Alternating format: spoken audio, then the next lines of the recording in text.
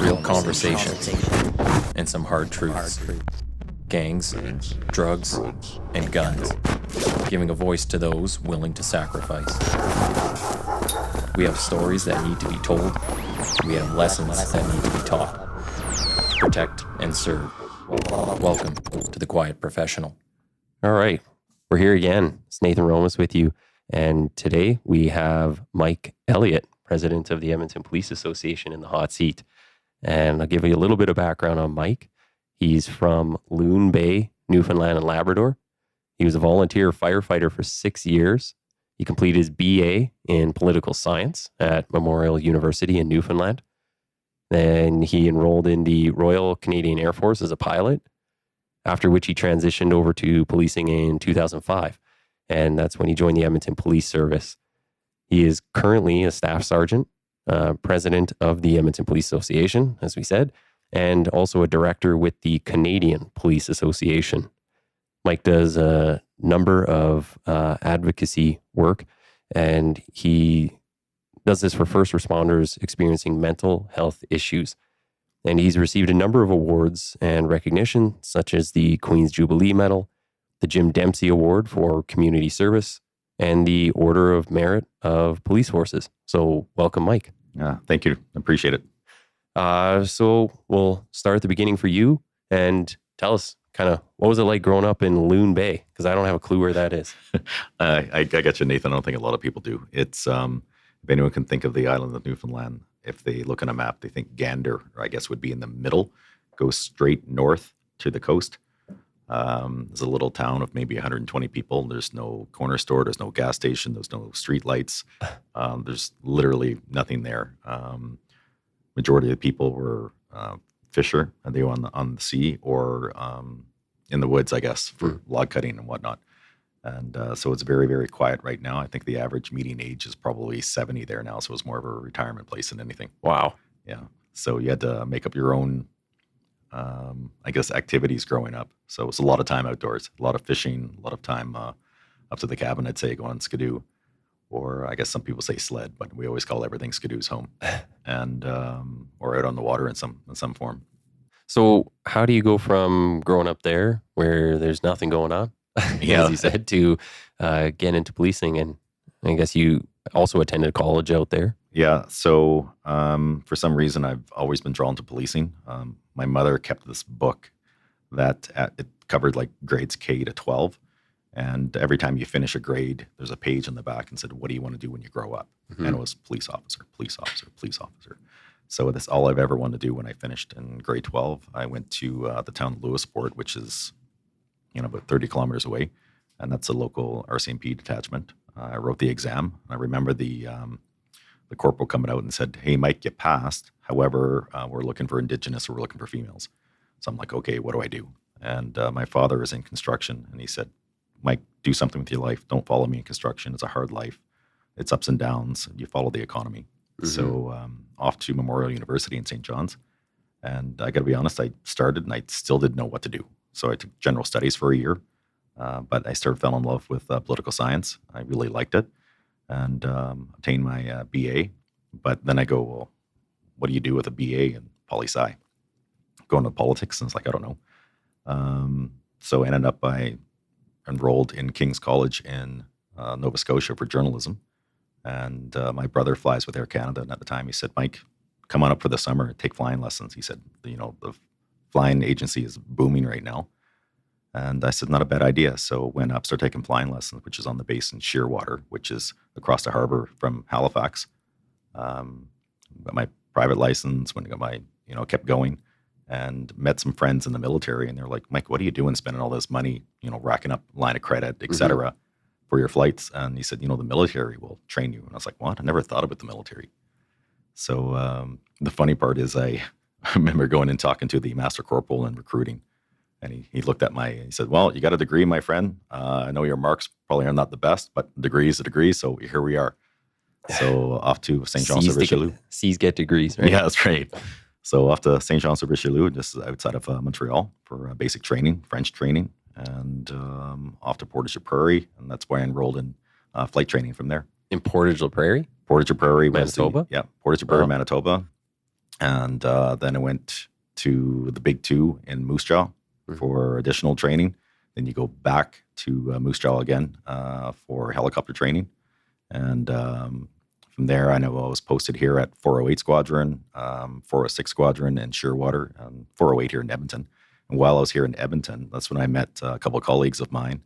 And we became friends. And so they're full-time police officers and in the reserves. And then I told them about my story growing up in Loon Bay. And they're like, Mike, the police here are hiring like crazy. We need people. I never thought about municipal policing. So while in Halifax, I applied to Calgary, Edmonton, Ottawa, and Halifax. And within 3 months, Edmonton had accepted me. And I started February 5th, 2005. Wow. So here I am. So going back a little bit, when you were doing the flight school, do you maintain that stuff to this day? No, I haven't flown since end of 2004. Okay. Yeah. And what were you flying? So you're just doing airplanes and helicopters? No, so my private license is on fixed wing. Okay. And got my commercial license on fixed wing. And in the military, it was helicopter. Okay. Yeah. Did you do any deployments, or what was kind of what were your main missions while you were there? Is it a lot of humanitarian stuff? No, I got to say it was one of my disappointments for myself because I remember being here in Edmonton looking for a deployment. And I forget what rotation was over in, I think it was Bosnia at the time. And they were like, no, Gagetown is over there. And I remember going to 406. And when I got to 406, I heard, 408's being deployed over there. So but one thing about flying in the military, I got to say it, I wasn't comfortable with it. I was always nervous about it. And I can tell you it didn't go well for me from that standpoint because I was constantly on edge. And I got to I wish I could remember my major's name in Shearwater. He's the one that really helped me come to light, I guess, and help me transfer, get out, and get in here. So I'm drawing a blank on him. But well, what would be uncomfortable about it? Like, what do you mean? Well, if you're a civilian flying, if I just take a 172 aircraft up for flying, like if I want to go at 4,500 feet, 4,700 feet, it doesn't matter. If I want to go 100 knots, 150 knots, it doesn't matter. The military pressure for me was it had to be, right, because precision, right? So if they said 6,000 feet, 300 knots, they didn't say 302 knots or 299. It was everything that was on. And the anxiety that was building up in me was crazy. I struggled with it. I'm not going to lie. My colleagues will say I probably got along with them quite well, but I struggled with the flying. I've heard that from other people that have had military experience in here. And I remember that just from doing my training with the RCMP, where a lot of the stuff is about detail and precision. And yeah, you really got to, they want you to be at a certain place at a certain time, do an exact thing they told you. They didn't tell you this, they didn't tell you that. They said this exact thing. So you got to listen to the exact words that are given to you. And it's very stressful. Yeah, very stressful. And it was strange because private license, it came very easily for me. I had no problems with it. In the military, I struggled. Yeah, I really, really did. So you transitioned over to policing. That was 2005? Yeah, February of 2005. And what was that like getting hired here in 2005? I was extremely excited. Never been west before. I was staying with a friend of mine was in the military, sleeping on his futon down on Jasper and 110. And I used to walk to headquarters every day or actually rollerblade at the time. And that's where we went through our training. And I got to say it, I was concerned because when I leave in the military, that camaraderie. Probably similar to yourself when you left the RCMP, right? Coming over, you wonder about what's the attitude and demeanor with everybody. But what I like coming here too is I felt the same sense of purpose and that group and that belonging as a team. And so it went quite well. And there was I think about 5 or 6 of us that were ex-military that joined. And fortunately or unfortunately, we were selected out. And it's like, oh, you're military? Drill. You're going to help us with drill. And I was like, I'm Air Force. My drill is terrible. It's like, let's get somebody else. Yeah. So we call upon somebody like Barry Fairhurst to help us out for that because Barry was a classmate of mine. Yeah. Okay. Yeah.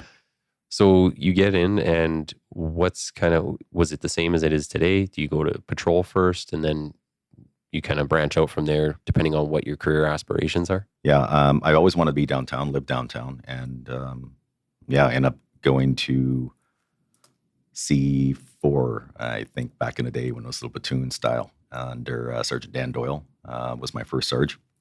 And started off from there. And I got to tell you, I get my training officers and they're like, okay, Mike, let's go to the Misericordia Hospital. I'm like, where?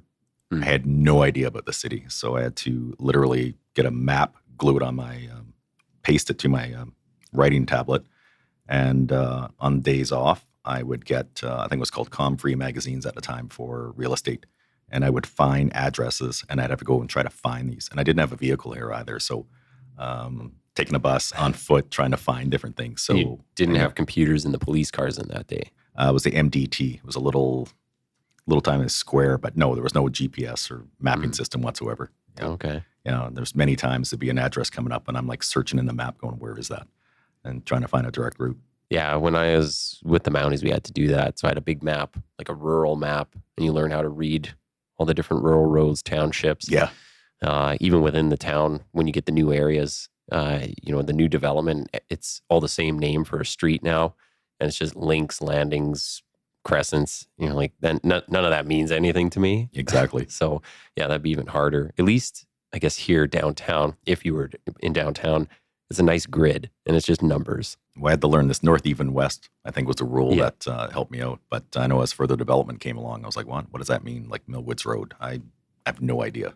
So how's your career kind of progressed? Like where have you been? So I started downtown, stayed downtown for almost 5 years, transferred to south, and south was just separated then. It was south because it was all South Division and they just separated southeast and southwest. And I go into the old Southwest station because I really want to go to Beats. And at the time, under, God, I can't remember the chief before Rod Connect. Was it Boyd? Yeah, Mike Boyd. So what happened with the beat teams downtown basically disappeared. So there was no Beats downtown. And that's something I really, really wanted to because I had really aspired to a lot of my colleagues that were down. Like there was Derek Tabaka. I can think of, there's a whole bunch of people I looked up to that were in Beats. And I thought it was great work and seeing all the work that they did, in the drug work, the community involvement, the contacts that they had. And I was like, that's what I want. And I ended up going to Southwest. And I was there for maybe 6-8 months, and I was lucky enough to get selected for White Ave Beats. Did my stint on White Ave for a number of years. Then moved on, it's called to a CLC, which is a Community Liaison Constable. And then I was very surprised because a good friend of mine, I call him a good friend, Paul Sinclair, he came to me and he said, Mike, I was like, I need to take some time off. And I'm going away for probably 8-9 months. And I need somebody to go up in my spot. And I've talked to my superintendent or my inspector at the time, and he goes, you're going up TA in my spot. And I said, I don't want it. And he goes, no, you're taking it. And by the way, I'm suggesting you put in for promotion. And he handed over a binder. He had everything completed I ever done throughout my career in a binder for me. Wow. And he said, you're going to get promoted. And I went, I don't want to be promoted. I'm not interested in promoting. I'm loving what I do. And my inspector came in and started talking to me. And he goes, no, we're backing you in Southwest. We want you to put in. So that would have been 2012, I think is the time.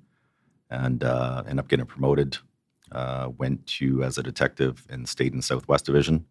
And while there, a sergeant position came open back on White Avenue. And always loved on the beat. So back I went to the beat. And then at the end of in the year of 2017, I was getting a lot of colleagues saying, hey, elections are coming up.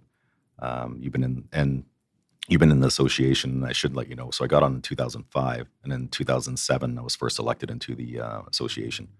So I've been in the association ever since. Oh, wow. And so, yeah, it was 2017. A lot of colleagues said, Mike, we want to put in. I wasn't sure, pretty young in my career. But I took the leap of faith. And my colleagues, fortunately, made a decision to elect me in. Whether it's good or bad, I don't know right now. But here I am. And 5 years later, I'm still here.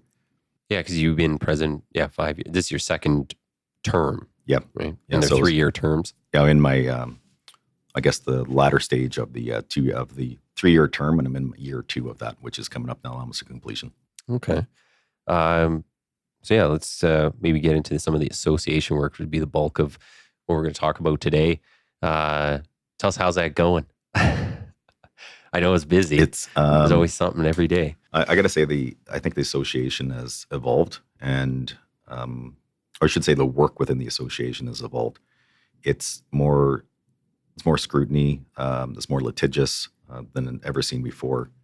Like I'll say, once upon a time, you'd always hear, "Hey, if you get off probation, you're secure on the job." And we've seen over the course of a number of years, a significant number of people have been suspended with or without pay or terminated. And I know there's consequences to what members do, but we have to look at it as a duty of fair representation, and that's our role here as association, is to provide fair representation regardless. But I gotta say, the association work is, like I said, is evolving, and we have to evolve with it. And I just enjoy really working. So the different aspects, I guess, for your listeners is that you may wonder, like, what I do as the association president. So it's like a jack of all trades, master of nothing. And that sounds sort of weird saying that, but we have to look at, bargaining. We're currently in bargaining right now with the city for a new contract. We got to look at discipline matters. So anything under the Police Act, Law Enforcement Review Board, criminal matters, harassment issues. We look at postings, make sure that the postings are fair and reasonable and follow the collective agreement from both sides. And I will state that I think sometimes both sides forget, and I say both sides, I mean the city and the service. A collective bargaining agreement is just that. All sides agreed to it. So we're going to make sure that people are adhering to the policy of the CBA. Those are the two main functions of the association as well, right? So all the other things are kind of nice to haves, but it's the bargaining and dealing with all the complaints. Yeah, I would consider that. But we also want to, I think a big component of the association too is the social aspect. And I know that's not the primary focus, because it's not, when you get down to the bread and butter of what we do, it's looking after the members from discipline side, postings, grievances, and collective bargaining to make sure that we can acquire reasonable wages and good benefits for our members, because it's a stressful and difficult job, my friend, as you know, out there. And we got to look after the members more so even today. Yeah. So what do you kind of do on the daily basis? Is your day just full of meetings? Or I know you have a lot of travel involved in your job too, because you got to meet with people from the Canadian Police Association, the Alberta one. There's a lot of different levels to association work. Yeah, it's, I think my predecessors did a very good job at this, but one of the things that when I came in with, I want to improve was the relationships with the Police Commission, City Council, members of Parliament, MLAs. And I can say in 2018, I think those relationships were built. I can tell you that I had great contacts within the commission. And when I say great contacts, it's nice to know that you can call somebody up and say, "Hey, can I have a coffee? I just want to talk about a situation." Or because we know the service has regular meetings with the commission and they provide updates, and which so they should, and they're responsible to report to the commission. But I also say that we can also provide potentially sometimes a different side to what's being presented. Or not only that, you can provide information to the commission or MLAs or politicians to say, what's it like out there as a police officer? Because from my perspective, I think a lot of citizens, including politicians, they acquire their information on policing through social media, through newspapers, and through their contacts, unless they have a contact within the police to find out what's really going on. And I think that's something that's missing out there for that information to the citizens. I think that's probably the biggest thing I've seen since being in the association. I've only been here just coming up on 10 months, 11 months, and I guess it'd be 10. It's just seeing the who communicates with who and where people actually get their information.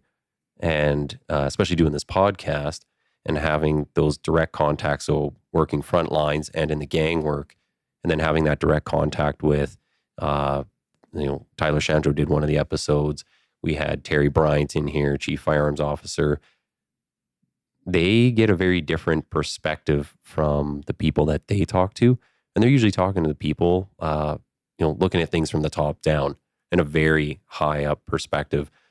But they're not getting, the grit of what's going on out there.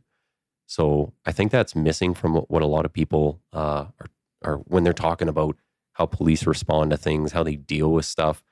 They don't realize how dangerous it is. I know the member that had the incident where they were pushing somebody with a knife, and that's a huge thing in the news right now. I know a lot of members who look at that and say, like, that person had a knife and you decide to go up and shove them. Like there's a whole lot of other uses of force. And this was actually in the letters to the editor in one of the journal articles, Edmonton Journal. And it was saying that, there are a lot of other uses of force that were much higher that could have been used on that person. This cop decided to shove somebody. And that caused a huge outrage. But I don't think people realize just how dangerous it is out there. And when you're walking around, we'll call them the wolves, but there are a lot of wolves out there. And I think a lot of people aren't prepared for that. I think everything's been made very soft in society for them. Well, since you brought that incident up, if it's okay, we'll talk about that incident real quick. It's to provide perspective on that. You always look to, this has been a violent Edmonton is a violent city. Mm-hmm. I'm sorry to say it to the listeners, but if you look at the statistics that come out across Canada, Edmonton remains always towards the top in regards to violence. Now, in the past, 2 months, we've had multiple murders that occurred up in Saskatchewan, which were devastating to the Indigenous community, and a knife was used. 2 weeks ago, we had a homicide here in Edmonton with a knife.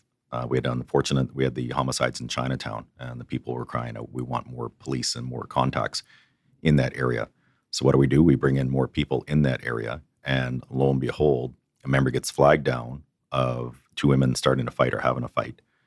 The member rolls up, and you talk about officer safety or you talk about use of force. What's the first thing that we do is officer presence, right? So officer presence showed up, it separated them. He chirps the horn to try to get their attention, gets out, provides verbal demands, still won't listen. So what are the options to him? He could pull his gun because he had, the use of force continued that we're looking at, we're trained for. It says, yes, he could have used it. You and I both know, and everyone out there, that if he used his firearm, we'd be here today having a complaint about that. If he pulled his taser and used it, we'd be here today having a complaint about it because they would say excessive use of force. If he hit her with a baton, he would have said, oh, he's beating her, excessive use of force. And so he can't go hands-on with her because she's holding a knife, so he could be injured and or killed. And then the other option, you can say, why can just let her walk away? Okay, and if he lets her walk away and she assaults or stabs or kills somebody, then he's in trouble then because to say, you knew she had a knife and you did nothing to stop it. So he went in and pushed her, which is probably the lowest that anyone can ever consider. If you look at the video as well, she goes down, knife's dislodged, she's taken into custody, everyone's safe. So it's amazing how people look up and say that, we want safety, but yet when the police step in and provide safety, then they complain about that safety. And and unfortunately, I don't know if we're misconstrued by Hollywood or the movies. The use of force is not pretty. It's not, when I hear people talk about why didn't they shoot the person in the hand? Well, when under stress and everything else, it doesn't work that way. So I actually applaud this member for what he did, for one, because of the courage to get out there, and two, for to look after the community, because we got to look after everyone, and people, I think, are very short-sighted in that. In addition to that, I know that there was a video put out, and I'm really perturbed with, I wish I could remember the name of the person who posted the video, but the video is actually spliced. So there's a picture of the member pushing the female, and then the video gets spliced with a different member and talking to that member. So members of the community are going to look at that and go, oh, that's Constable. I'm not even going to mention his name, but that's like Constable B. And so now he's being labeled as, oh, you're the person that did that. And that's slander, and that's absolutely ridiculous. And I got to say, as the leader of the Bear Clan, owes that member an apology for posting that photo, which is wrong, disrespectful, and now puts that person out there for libel as well. So it's unfathomable what they did. Well, and also the people who are complaining without any of the facts, does that not hurt your cause? I would think it would. If you're just putting out statements that are not based in any sort of facts, then yeah, like you said, there's libel and there's other things that now they can be subject to. So yeah, and in addition to that, I can say that so there were people watching these 2 women and did nothing to step in and try to stop it. But this continued to watch, and when police do, what do? You start filming it. So that tells me you're just out there. You're out there watching. You're not out there to help, and so that's what's disrespectful and disappointing. Yeah, and I think that people also need to realize that too. Is what are you capable of? Are you actually helping people? And if you're just going to stand there and film it, well, did you call police first of all? If you didn't, then why are you even in the area? If you're not going to stop the fight and you're not going to call somebody to help, the one being attacked with a knife, then are you just waiting there to get your 2 seconds of YouTube fame? So it's, I think people need to realize, just like you said, and it's not something I would apologize for. This is a violent city and people haven't had real conversations about it. And that's why it's a violent city, because we're not taking the right steps to actually make an impact on the criminals and the people doing this, doing these crimes to the good citizens here and the people who are paying our salaries and want to be protected. Yeah, and Nathan, I want to go a little further on that. Is I think the service and our members do an excellent job of public safety, but the problem has been is that we've kept, I'll say, like the boogeyman has been kept in the closet, and we've got this facade that everyone's going to take care of. Like me, I think we should release the daily highlights to the public to let them know what's actually occurring. It's not a scare tactic. We don't want to scare citizens, but we want to be realistic what's occurring in our city, in our backyards, in our neighborhoods, so they can get a true assessment themselves directly of what's occurring.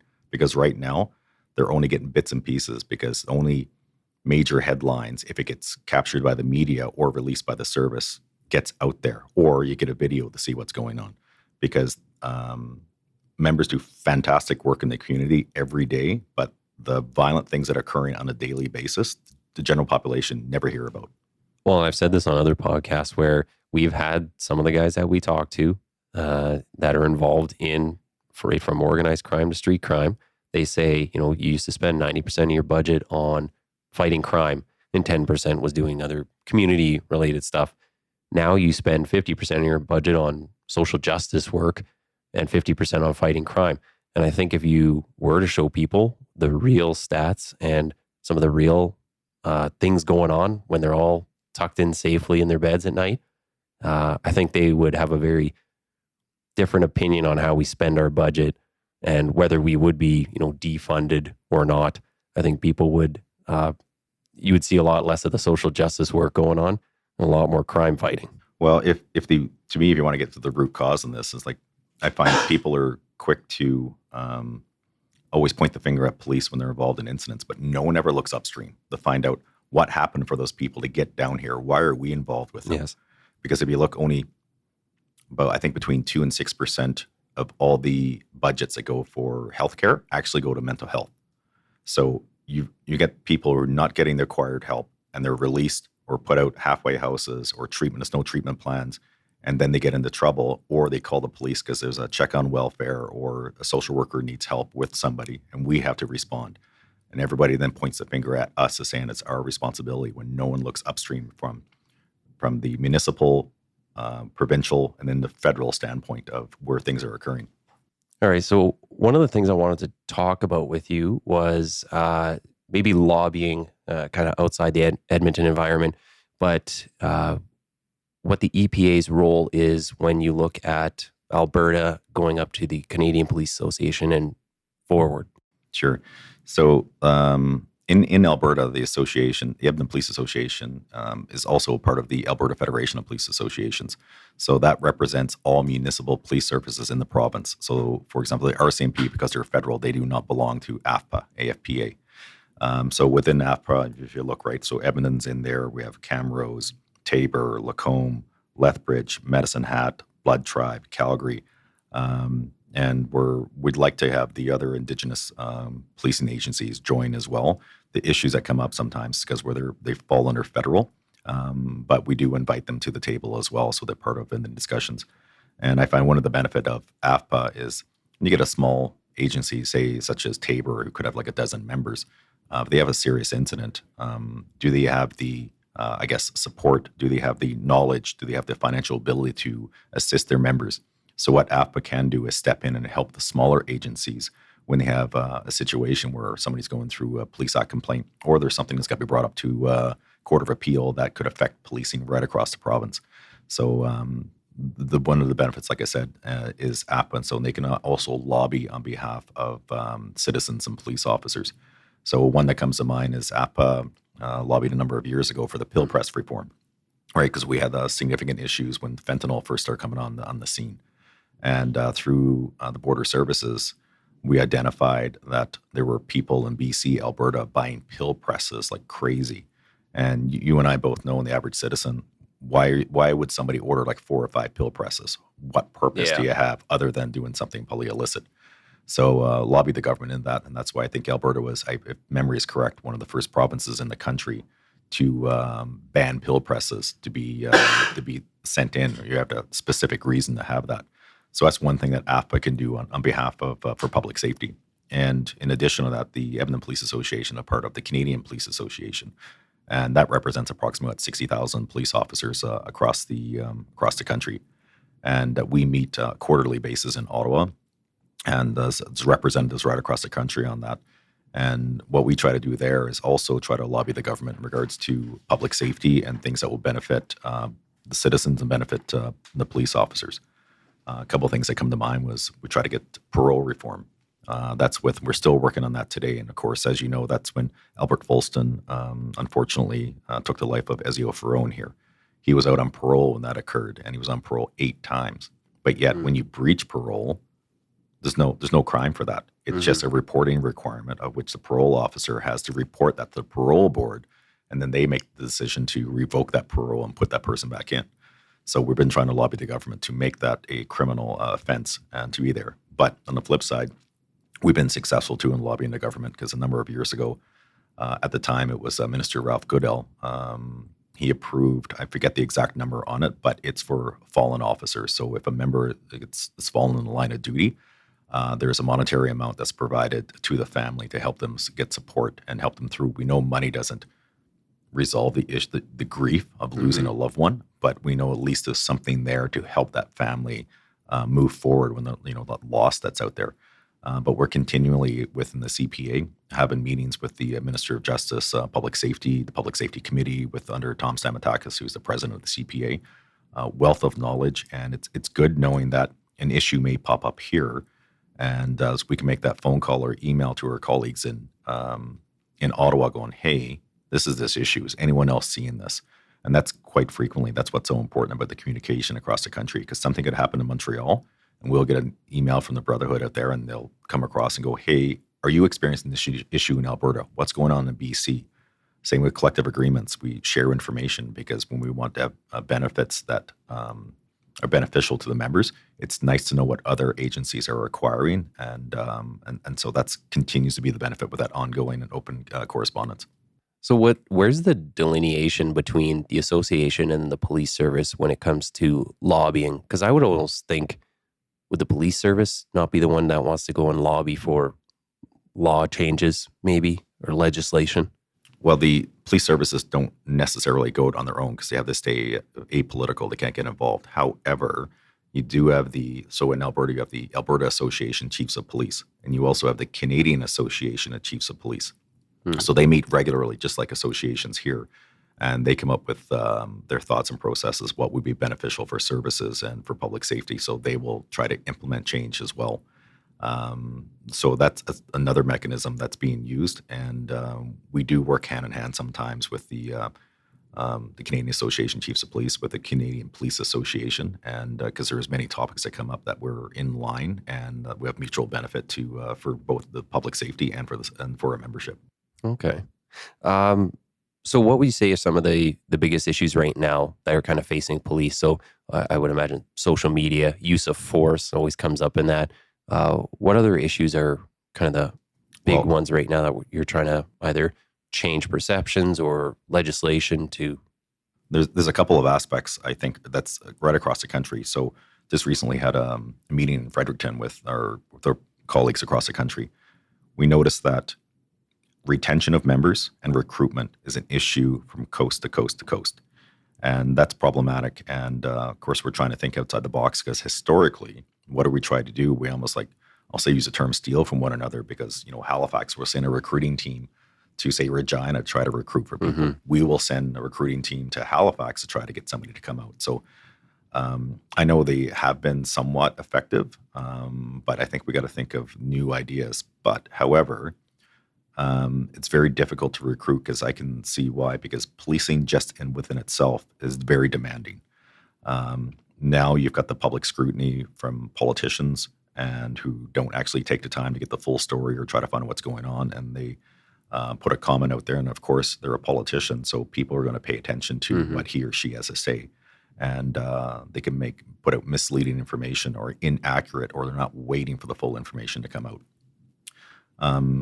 And so with the number of protests, with the number of complaints, the use of force that we're seeing, the level of guns that we're seeing, and the level of guns right across the country is up everywhere as well.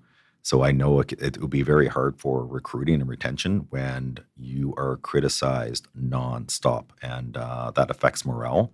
And so that's an ongoing issue right across the country, and specifically here in Edmonton. Another issue that I see across the country too is in regards to mental health. We're very, very good at taking care of our members with a broken leg or broken arm. And what I see an issue is that there's still that stigma attached, or people don't realize the effects this profession has on everyone. And I look at it this way. It's because I know people like to use PTSD or PTSI, right? And that's the most common that you hear of.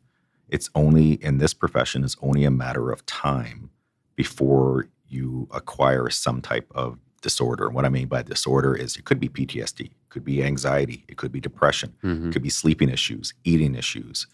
A lot of people have digestive issues, right? So, or a combination of everything. And I think what services need to get around, I find they're very, very good at talking the talk. They don't walk the walk, because we have to become, I think, I would like Edmonton to become leaders in the country here to really step up their game and provide treatment for members going through their issues. Because right now, for example, we have to go, if you go through WCB with a claim, and your WCB accepts your claim, and then you're getting pushed off to, say, the Newly Institute for treatment. The issue is that right now in Alberta, WCB says you have to be with a clinical psychologist. You can't be with somebody with occupational help who, I'm trying to forget the name, but they're more therapists as well, which they can be trained. So for example, in New Brunswick, if you go to the Newly Institute, you may start with a clinical psychologist, but you have trained people that are there that can take the program and continue with it. So in Alberta, I like to find out from WCB why that is. Why is it limitations? Because there's only so many psychologists here in the province, and that puts a limitation on members in acquiring help. So instead of waiting for just the one specialist, can other people at least manage it? Yes. Or deal with certain aspects of whatever it is that needs to be dealt with in the meantime? Yeah, so go under the guidance of your clinical psychologist, but the clinical psychologist will tell their staff, this is the treatment that the person needs, follow these steps, and help that member through it. So I know I'd like to see that change up around here. Another issue too that I see is we have a member that is doing very, very well, performing excellent, like they should as per their training, and say they get into an issue with use of force, and then they go under for investigation. And when they come to the association for help, we start peeling back the onion and going, what's going on with you? And they talk about the trauma that they've witnessed, the issues that's going on. And so we end up sending that member for an assessment, and they come back and they're diagnosed with, a mental disorder due to the effects of the job. And sometimes, we hear the comment, well, isn't it convenient that a member is on stress leave now because they're under trouble for investigation? And I want to turn that around and go, well, wait a minute. Why is it this member is performing excellent, and then there's a time period within a 6-month or 4-month period that this member is starting to act differently, behave differently, and no one steps in and goes, what's going on? But is that's the same argument that, say this person with the knife in the shelter district, well, they get pushed down. It's like, oh, well, they have trauma and other things they're dealing with, and they're acting out today. So it's no different from one side or the other. No, we want the citizens to get help who are having suffering from mental health, and no different from our membership, right? Because it's over a average 25-year career. It's only a matter of time. And I got to thank, I think Dr. Nick Carlton out of SIPSERT in Regina, he sums it up perfectly. When you first get on, or when things are going well in life, you're sleeping well, you're eating well, your family's doing well, you just get married, you got, new family starting. Okay. And you can handle the stress when you go to a collision or another collision or another collision. Now let's change this up. You're on shift work. You're working nights. A loved one is diagnosed with, say cancer. Your son or daughter is getting bullied in school. Your parent is sick. So now you show up to the next collision and you go, oh my God, that vehicle reminds me of my partner's. And there's hypothetically, a dead child in the back seat. And that child reminds you so much of, say, your daughter or your son. And that hits you. And for policing on the front line, but what do? You take that call and you go directly to the next call. There's no debrief.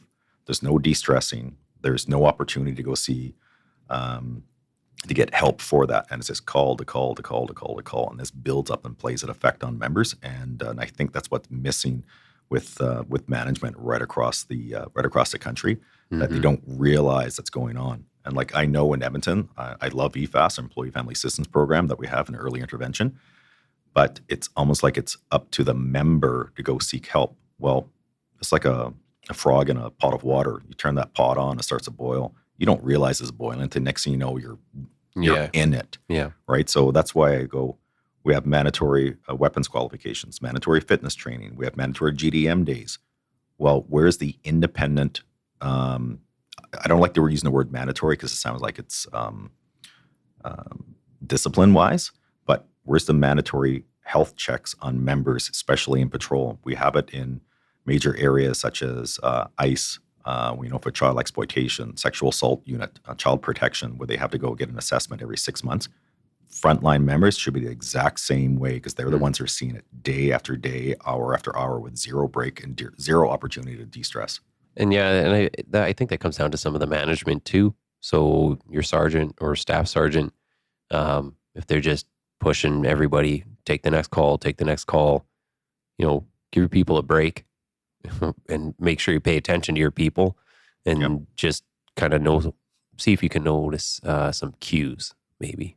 Yeah, 100%. And of course, in here in Edmonton and right across the country too, staffing levels are at critical. So you're at minimum. So it's very hard for a member to come forward and go, I'm really suffering right now. I'm having a difficult time. And it's hard for a member to state that because they're afraid, am I going to be removed from the street? What's the stigma going to be attached to me? And so we're still working on that aspect. But how do you get time off when you're at minimum staffing? The only avenue you have is a call in sick. So I think it's a good transition into some of the advocacy work. I know you're part of a lot of different groups, especially on the dealing with some of the mental health. And can you talk about a bit about some of the group work you've done? So I'm drawing a blank on some of the names, but I was for a number of years part of the, they've changed their name, but I'm part of the Critical Incident Stress Management Team. And their goal is to train every first responder in the province in CISM training. So because we're fortunate in large areas such as Edmonton and Calgary, because we have resources like I talked about EFAS, and we have, list of psychologists and counselors that we can see. But what about those first responders in a small town who volunteer? When somebody, if like you and I could be hypothetically truck drivers during the day, and then the evening we volunteer for the fire department or your local EMS, whatever the case may be. If there's an incident in your town and you respond, and it's a devastating incident, I think about what was the year that the bus crashed out in Saskatchewan? The multiple With Humboldt. Yes, thank you. And I think about Humboldt, the number of volunteers that showed up and responded to that. Mm-hmm. Where is the assistance for those members? Because you and I, we finish that, we go back home to our loved ones and our family, and we go back the next day driving a truck, for example. Yeah. There's zero CISM training. There's zero help for those besides trying to call a telephone number and try to get a hold of somebody. And so the goal there of the group that I was with was to train every first responder in Alberta in CISM training. So you have peer-to-peer to support. Mm-hmm. And so I was very proud to take that on and be there for a number of years and co-chair that. But I find with the demands with here in the EPA, I had to step away from that. But another one is I just recently stepped up. So with SIPCERT, and that's trying to get that peer-to-peer network again, and is try to help out first responders right across the country. So that's the goal, is to get that CISM training, to get that peer support. So that's a couple of areas, and I just try to advocate here within the membership all the time. I tell the story of my own issues where A colleague of mine actually broke into my locker and was going to take my gun because he thought I was going to commit suicide. So my goal is, because I went off work for just over 5 months, and I had suicidal thoughts and tendencies, and got diagnosed with major anxiety and depression. And I know my counselor probably would hate me for saying this now, of with vicarious trauma and then PTSD. And the way I look at it, what I went through, I never ever, which I'm still going through, but I don't want another colleague to go down that dark hole where I was, because that was a place that I never want to go down again. It was dreadful. And I know that our colleagues are out there suffering, and they're suffering in silence. Mm-hmm. And so every time I attend a function or attend a parade, I usually end it with look after one another, because if you don't, who will? And we need to look after one another. It's so, so important out there. Especially the people closest to you on the day-to-day. Who better to know your cues or a change in behavior or just how you're acting, right? Yeah. It's because recently, as you know, the member that was struck doing a traffic enforcement, and he's currently in hospital, and our thoughts are still with him, and I know he's healing. He just had his first operation. I'm not going to mention his name, but we're thinking of you, my friend. But I reached out to his squad because his squad witnessed it. The squad was there to provide first aid to him. And I can tell you, some members are feeling guilt over that, because they're going, why didn't I see the bike before? Why didn't I step in? And I think that's a loss. People forget about that as a witness officer. You feel the guilt and the trauma of it, because you're going, I should have been there. I should have stepped in, right? And that eats you. So I want to make sure I reach out to the members and say, hey, it's okay if you're feeling those. That's a normal response, but I want you to know that there's help available. Don't suffer in silence. It's kind of that survivor's guilt. Yes, perfect. Yes, along perfect. Those lines. You betcha. So what is kind of in the future for you? Where things, you got a year and a couple months left in your president role, and then what's after that? Very good question. I think everything has a shelf life. And I've enjoyed every day in here. There's been some extreme challenges. I don't think the members understand how busy it is and the demands are in here, because your phone doesn't stop. It's 24/7. Don't get me wrong. I signed up for this. I wanted this, but it takes its toll.